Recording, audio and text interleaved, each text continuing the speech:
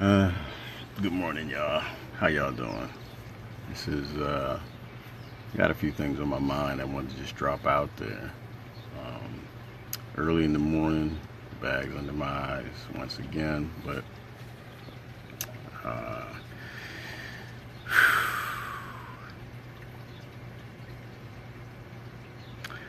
I wanted to talk about being an upgrade, right? And I'll get down into it there. Something my mother told me, but I'll have to. I don't want to just throw it out there. We'll get down into it.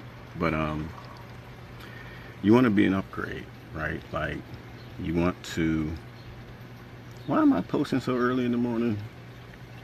It's because all the dramatic people are sleeping. That's why. Dramatic people love to fight. And I get up early. I can drink my coffee. I can talk my stuff. And I can be off on my day, head to my plantation, pick my cotton, which we all pick cotton. And if you don't understand what I'm saying, you just really don't get how America works. But we all got to turn a bag in at the end of the day because that's what the ruling elite did with this country. So I got to do that. But I got to get my thought out early. So good morning, Joe. How you doing, bro? And plus, it's my culture to get up early. I had a father that was in the military, and there was no sleeping in the morning. The dude was crazy. He was one of those cats, man. If you were late for school, I remember one day he woke me up with a trash can. It was like, if you've ever seen the movie Full Metal Jacket, the dude came in my room with a trash can, beating it. The guy was crazy. He was in the Air Force and National Guard. That's what they do to you. But anyway, so let me get on with it. So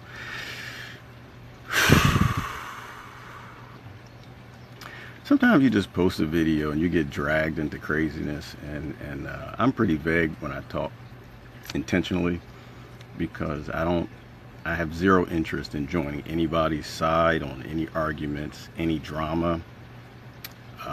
I allocate about 5 minutes a day for drama. That's all.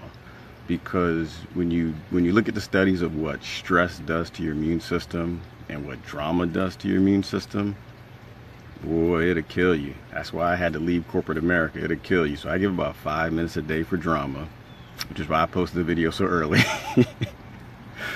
And to be honest with you, my mother calls early in the morning. Sometimes I talk to my mother, and she will run that queue out. And once that queue is gone, what my sister done did, what the neighbors doing, what her sister did, and somebody else said, I don't have much drama queue left, and so I don't have time for internet drama. And so for me, it's mostly trying to get people to think about who they serve, right? Like, when I was in corporate America, you have a project to do, right? Everything was results driven. One of the things I had to do is I had to constantly look at what are the results. Like, it doesn't matter what the project was. It doesn't matter how well-meaning it was. It doesn't matter. None of that mattered, right? Everything was data metric driven. So if this project meets these results, it's a good project and it stays. If this project does not meet this result, it's not doing what's intended. There are risk factors we can't, calculate, and so you pull the change, right? You pull it out, and that's kind of how I look at things. You got to be cold and calculating with what you do. Like, if you want to be successful, whether it's with activism or I'm going to say it. I don't like to get in trouble, but if you want to be successful and you want to give a group a name, now I'm not going to say it, I'm going to dance around it. You want to give a group a name and you want to put the race or a gender or a sexual preference or some sort of groupism in the name of a group, and your intent is to solve a problem, but when you name the group and you roll the group out, it only creates more problems than it solves. If your original intent was to reduce violence, but it increases the violence, you got to pull the change, right? Like you got to back out of it. You got to back out of it. And the perspective I come, like I said, I don't see race, man. I think y'all are crazy. The people who see race, I think y'all are trapped in the 1800s, and that's okay. Like, it's not really your fault. We continue to vote for a government that invents racism, and if you don't know what I'm talking about, you need to really go back and study history and find out where terms like white supremacy came from, and when the first segregation came about. I'm not going to go into the Farmers Alliance, but just spend a little time and take a peek at that, and you'll understand that there is no person genetically predisposed to hate anybody else. I mean, even the psychopath who has different DNA, they're not even predisposed to hate you. They're just predisposed to get a endorphin response from doing an act. That's a neuroscience discussion. We're not going to get into that today. So if what you're doing is serving the ruling elite, don't do it. Like, right, don't say it. They give you terms, they give you phrases, they give you marching orders. They don't give them to you directly, but they funnel them down through your leaders. And so your leaders talk this way, and they give you talking points, and then you talk this way. And it serves to dismantle our society. So I think you got to be cold and calculating if you actually are in this thing to make our country a better country, to heal a country that's fallen apart, to save a lot of these kids from the violence that these two parties totally intentionally rolled out to get votes in this last horrible election. And I'm not saying it's horrible because of who won. I'm not saying it's horrible. Okay, I'm saying it's horrible because the only viable choices were horrible, and I think every logical adult agreed with that before the election, right? So, but I'm gonna leave that there. I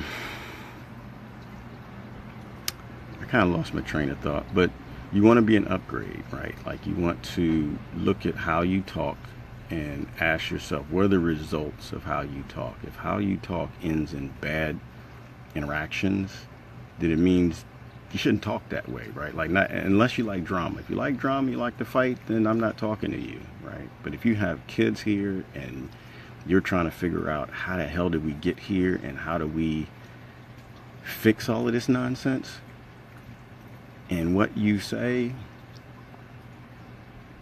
invokes emotion in other people and causes division, then you're not working for the people. You're not working for 99% of us. You're working for the less than 1% because you're causing division to make sure nothing changes.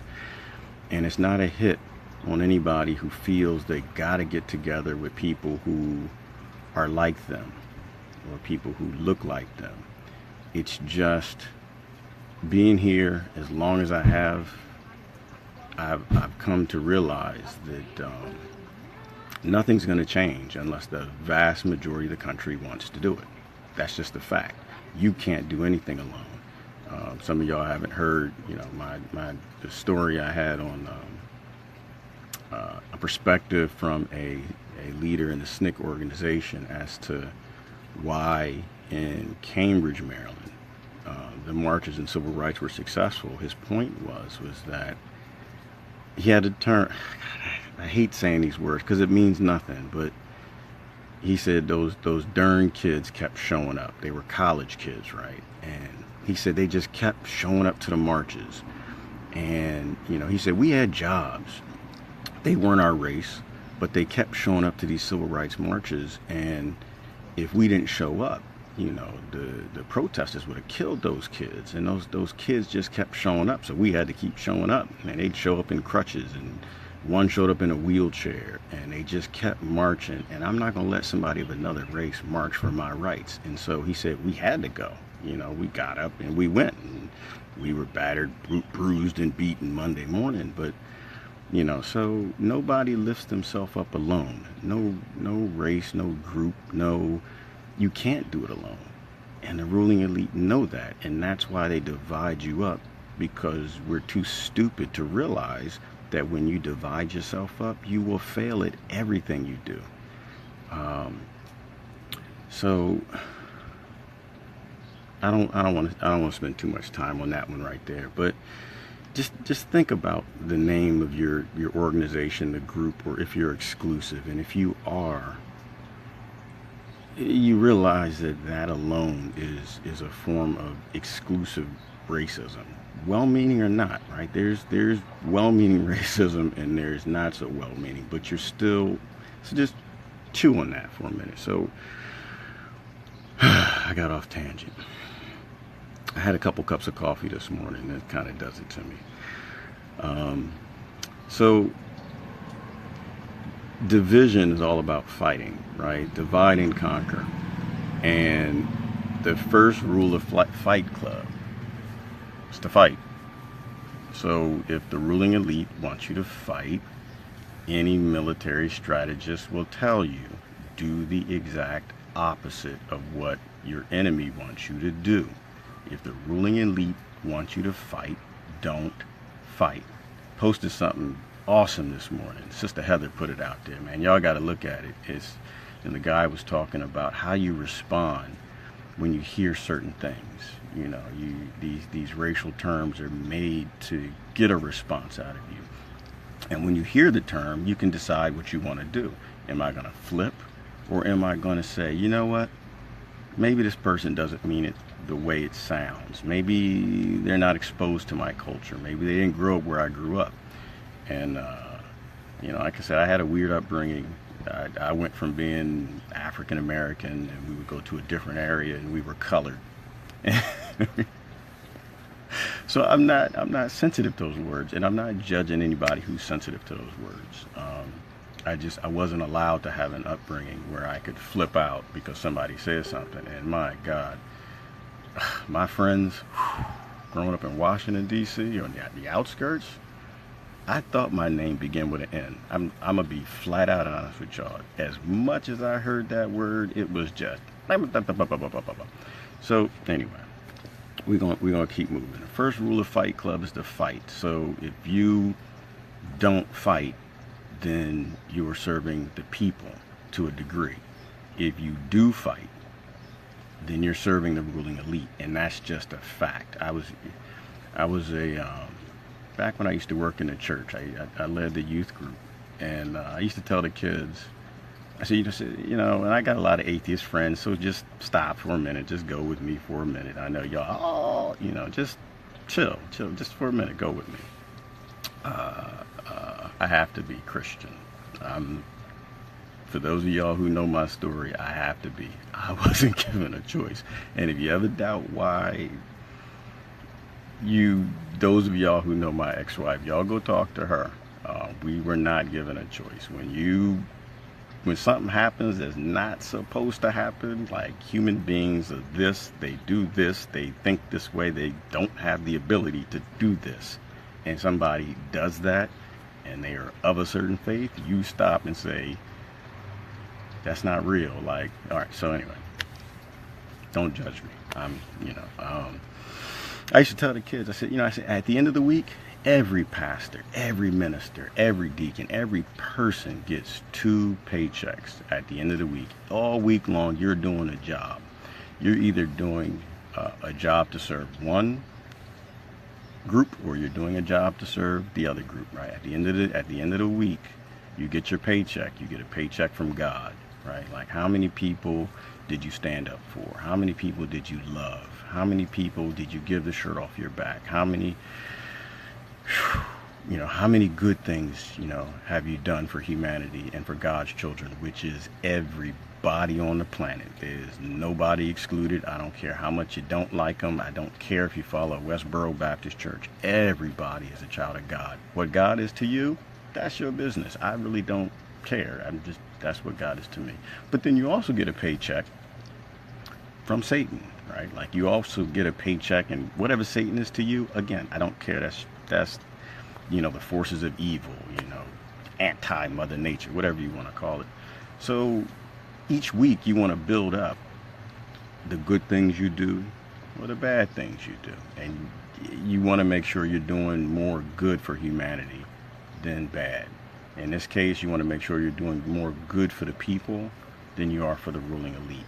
And if you're out there fighting for people because you have these words, then you are serving the ruling elite. period. So you got to think of why you're in this movement. Think of why you're on this earth. If you were here to cause drama and strife and fight, then just come on out the closet and say, yeah, I'm here for the ruling elite. I'm trying to build a political career. I want people fighting. And just be honest. But don't lie to us and tell us that you're here for the people and you're here to try to help and you just want a political career and make money off of slavery and war and all the other things that are going around. So laws, a lot of the laws are designed not to solve problems. Actually, they're designed to make industry out of the problems, and I've talked about that before. I'm not going to get down too deep into that, but again, look at the results of what you do. There's a reason child product services, yes, I did not say child protection services, I said child product services. If you want to know what that means, go look at Title 4E of the Welfare Reform Act and figure out why Clinton sends people into homes to steal children when your power gets turned off or your water gets turned off. Child trafficking business, I used to spend too much time reading law. You can go think on that. So why does child product services, why do they take children for people who spank their kids? I know a good brother who's dealing with that right now. Why do they take children if you spank your kids? Well, for a very simple saying. Children who follow rules in a house are more apt to follow laws in the land, right?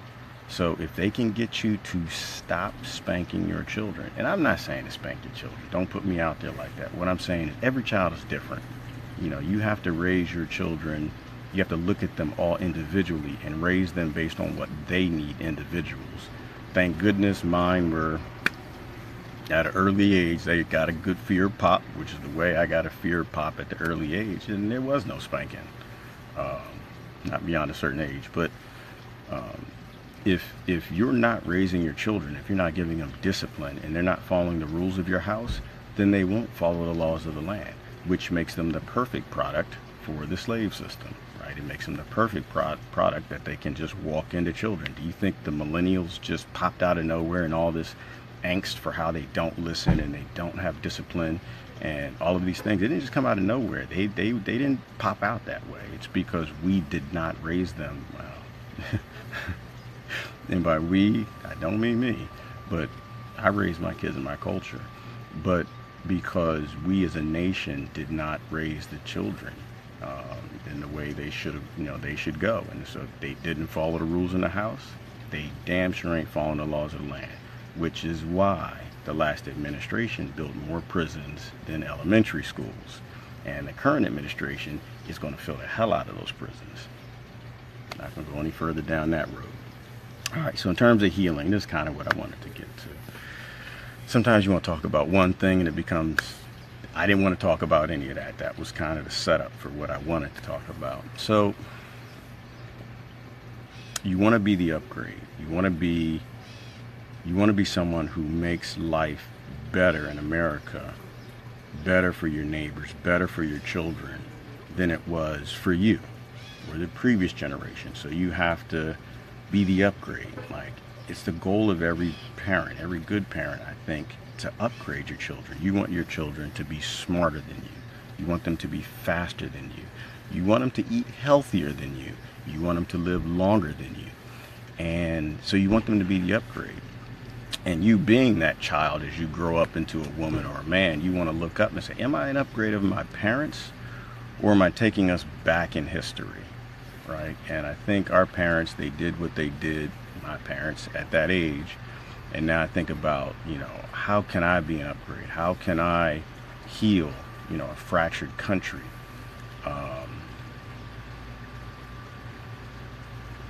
Best example by far I can give you. Best example. Oh my God. I'm not even sure if I should put the names out there, but you know what, man, I'm just gonna put it out there. I don't care. I do care, but it's too meaningful. So half of my family's from a little town called El Dorado, Arkansas. Love this place, man. We spent summers there. kicking dirt and sand. My mother wanted to give us the countryside, so she would send us down in the summer times. So anyway, my mother told me something a little while ago. She said that, and of course, my grandfather's black. I don't know if you knew that. I wanted to say that. What does that mean? Doesn't mean a damn thing. I hate race, but he got dark skin. And it was a few years before he died, a person who did not have darker skin came up to him and said, Mr. Lockhart, I just wanted to tell you that we're cousins and that my family owned your family. And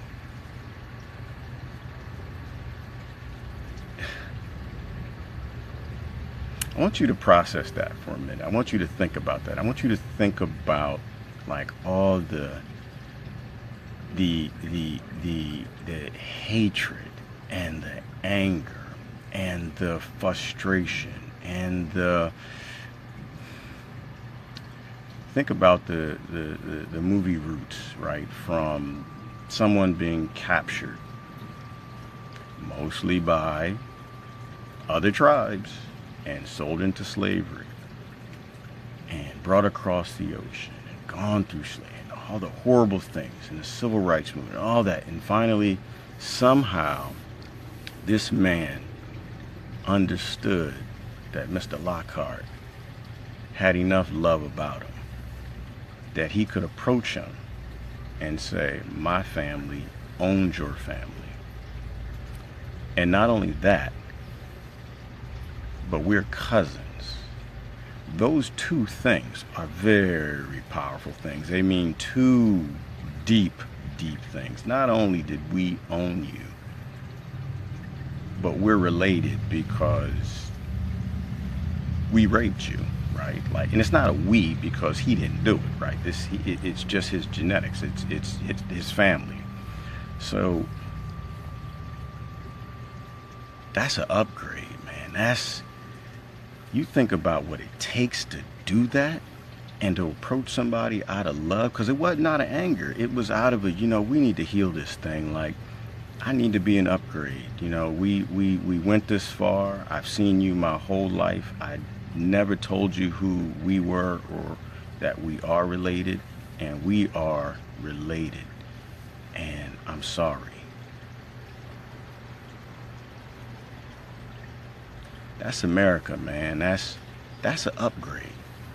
That's an upgrade. And what I'm gonna ask you to be is be an upgrade, man. Like, I don't know that I have that type of strength in me, but you have to have that kind of strength, because we have to heal this country.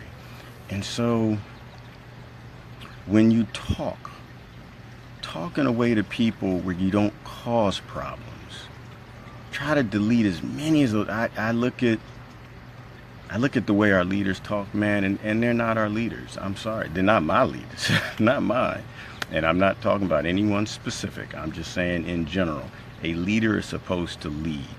And if you are talking like it's 1800s and you're saying blank people this and blank people that, and you're throwing terms around and making racial allegations about racism and supremacy and things like that, and what is the other one that y'all like to use? Privilege. You're not an upgrade, man, and I love you. It's not about. It's just about you're not solving any problems. Like you're focus on the solution. Focus on the solution. Don't get lost with revenge. Don't get lost with, you gotta admit something so I can get some legislation written to do this or do that and get revenge. Focus on an equal solution, and don't fall prey to that. So that's kind of my thought, and I'm kind of walk down this final road. So be the upgrade. So I got to get to police. That's what I wanted to talk about. I wanted to talk about police. That was the second thing. So now we're in a country where all you see on YouTube and all over are police beating people up, police shooting and killing people.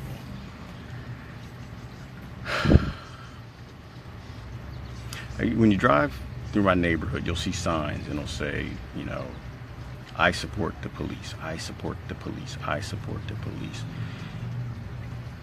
If you don't really like breathe and you've seen all of these videos, you get angry because that's what they want you to do. That's how this society works. Not the person who put the sign up necessarily, but it's just a construct.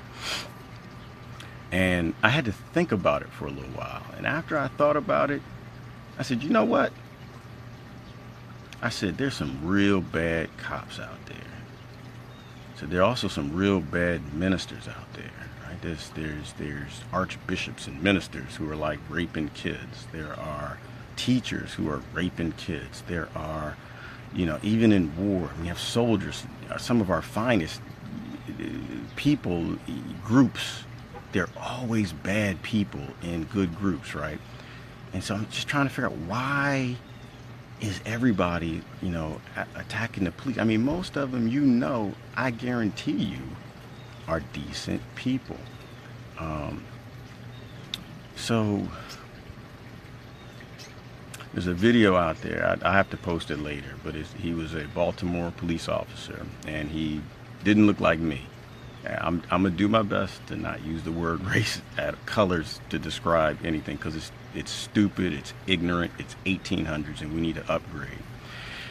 But he was a police officer in Baltimore, and he didn't look like me. And he put out this great video. He walked away from his job because he realized that the system is rigged. He realized that it was about slavery, and it was about walking these kids into a life of slavery, into a life of institutionalized captivity in which they'll never escape. And so he walked away. He didn't want anything to do with it. But I want to encourage you to really consider the idea. I think the vast majority of police officers out there want to protect and serve. Personally, hear me out. Hear me out, y'all. Get all riled up when I say stuff. I support my police. Why do I support my police? Because I know my police. My police are not on YouTube. And when I say my police, I'm saying where I live, where I pick my cotton, in my areas. I support them. I can't say I support your police. I don't know your. I know mine. Why? Because I make it a thing to talk to them. I make it a thing that they know who I am, that they know who my kids are. They're not on YouTube beating the hell out of Americans. They're not on YouTube shooting anybody. I make sure I try to live in areas where you know, my kids and we're going to be safe. And so I do support mine. Mine are not like yours. If I'm driving to your town, if I'm coming to see you, I'm be on guard. You know, yes sir, no sir. You know, hey, I have no interest in getting caught up in any of that American drama. So I'm gonna put this out there. I'm just gonna say this. A lot of tension between the police and people, and there was a saying, don't shoot the messenger, right? Don't shoot the messenger, because it's pointless. I'm not saying that you shouldn't be critical of them. I'm not saying that you shouldn't have efforts and blah, blah, blah, blah, blah, and things that'll do good and watch this and watch that. I'm saying that what is the point of all of that if it changes nothing? What's the point? What is the point of going after the police? We need to change this and get the sheriff and blah, blah, blah, blah, blah, and talk about this and fix this and fire that person and fire that person. You know it's not going to stop. You're actually perpetuating a system of no change. So why are we having so much trouble? It's because of the laws. Like I think what y'all need to do, I think the next time you see an officer, I think you should approach him and say, listen, I've got emotions in me and I've got certain feelings, and I really don't know you that well, but when you get some time and you're off, don't bring your gun. don't bring no gun. And you're off, let me buy you a cup of coffee. I got some questions I want to ask you. I'd like to know your perspectives on what's wrong with our country. Why is there so much? Why is there so much violence? Why is there so much angst for the police officers? And just sit there and just hear them out. I hope to God y'all picked the right guy. No, but the vast majority, beyond 9 times out of 10, I think what you're going to hear is we have a broken legal system. Our legal system is designed to turn the police against the people. And the people have turned against the police. They've turned against the messenger, but they vote for who sends the message all the time. If you send armed men to, I'm going to put it another way.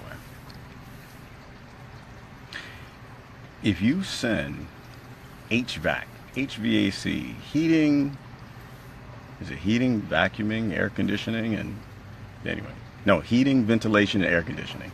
If you send thousands of them into cities where the air conditioners aren't broken, at some point the air conditioners are going to start breaking. There's going to be a reason for them to be there. And so if you send armed men into communities in mass where children live and there are other armed people, people are going to die. Bad things are going to happen. That is just a fact, and that is not going to be changed. If you are voting still for legislators who are pushing for the police state, which is the GOP and the DNC 10 times over, and they're writing law after law after law after law, and officers actually can't do their job because they're forced to be this militarized unit where they can't even make decisions. They're forced to by let's call them what they are. They're lawyers. They're forced to by lawyers. Then yeah, you're going to have a very tumultuous system. You're going to have a system where people don't feel free. They're going to feel scared. Why? Because the vast majority of these laws are completely unconstitutional. They have nothing to do with rights, and they create a condition of a lack of human rights. And so I like to focus on the solutions. I mean, y'all can focus on whatever y'all want to focus on. I like to focus on the solutions, and the solution isn't to target the messenger. The solution has to be to change the message. Officers are just like everybody else. They're our brothers, they're our sisters, our cousins, moms, kids. But they're locked into a system where they've been turned against a free people. And this is why this is not a free country. We are not in the current setup of a free country because we have a militarized force coming down on us. And by us, I mean humans. I mean citizens, because it's profitable. It's divisive. It divides people. It's profitable. So anyway, I bring this one down. I'm gonna wrap it up. You should really talk to police officers sometimes if you get a chance, and really find out from them what they think the problem is. I can share some interactions with them, and you can say, oh, it's because you never had any problem with the police. No, again, I've had guns pulled on me twice. Neither were by gangs. They were by, one was a retired officer and the other was on duty. If y'all know me, y'all can look up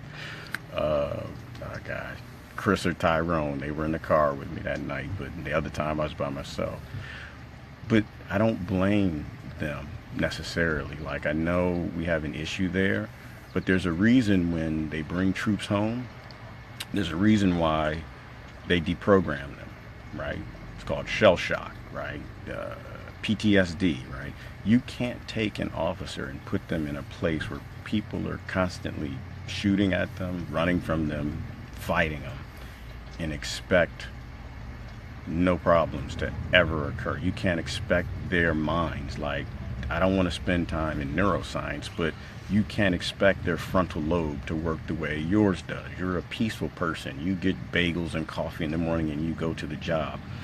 and you write this legislation, but then you take this officer and you put them in some very bad circumstances. And on the other end of that, after 20 or 30 years, you are not going to get anything good out on the other side of that, because we don't have resources. Well, we don't have enough resources for them in that. But I think the resources is a band-aid. It's not that we need to deprogram them. It's we need to delete a lot of the laws and let them going back to serving the public and not serving legislation and, from a federal perspective. All very interesting right now, because I think right now, Chicago is becoming one of the first federal police areas by their sending in federal officers. But anyway,